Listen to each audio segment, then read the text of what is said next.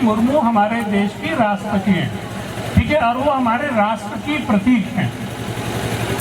तो सबसे ताकतवर है राष्ट्रपति।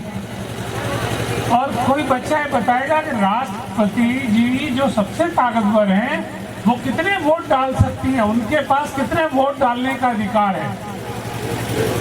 वे राष्ट्रपति हैं तो 100-200 वोट तो डाल सकती होंगी। एक। अच्छा, और देश का जो सबसे गरीब आदमी है वो कितने वोट डाल सकता है। अच्छा, ये तो विचित्र बात हुई। जो सबसे ताकतवर आदमी है वो भी एक ही वोट डाल सकता है, और जो सबसे गरीब आदमी है, सबसे नीचे जो आदमी है, उसके पास भी एक ही वोट देने का अधिकार है। अच्छा, राष्ट्रपति के बाद फिर सबसे ताकतवर आदमी कौन हुआ? प्रधानमंत्री।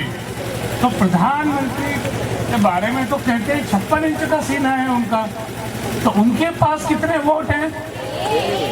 प्रधानमंत्री जी के पास भी, जिसके पास पूरी भारत सरकार है, उसके पास भी एक ही वोट है। अरे, और आपके पिताजी या माताजी के पास कितना वोट देने का अधिकार है? वो भी एक ही वोट दे सकते हैं। अरे क्या मतलब है यार। अब दूसरी चीज देखो, हमारे एडीजी साहब हैं, शहडोल जोन के सबसे बड़े पुलिस अधिकारी हैं, वो कितना वोट डाल सकते हैं? केवल एक। इतना ताकतवर आदमी।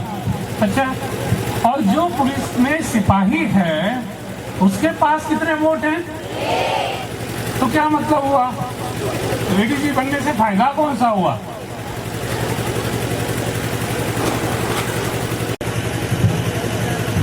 मैं आपको जो बताना चाह रहा हूं कि हमारे संविधान में जो समानता का सिद्धांत लिखा हुआ है कि भारत का प्रत्येक नागरिक बराबर है, उसको जानने का,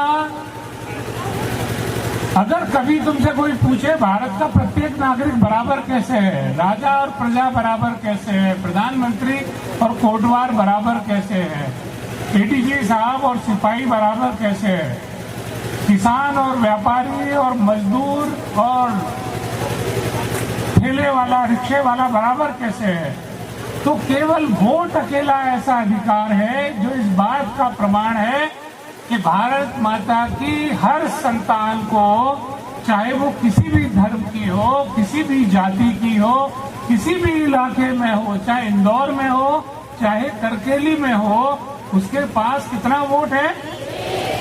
एक ही वोट का अधिकार है। तो जो समानता का अधिकार है उसको नापने का पैमाना मैंने आपको दे दिया।